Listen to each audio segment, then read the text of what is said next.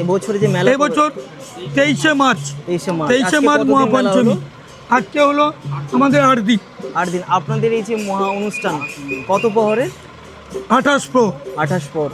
মহোৎসব কবে রয়েছে? মহোৎসব রয়েছে আগামী ইংরাজি 2রা এপ্রিল, 2রা এপ্রিল, বৃহস্পতিবার দুপুরবেলা আমাদের মহোৎসব। কতজনের আয়োজন এখানে হয়ে থাকে? এখানে গতকাল থেকে আমাদের খাওয়া দাওয়া, মহাপ্রভুর মহাপ্রসাদ বিতরণের কাজ শুরু হয়েছে।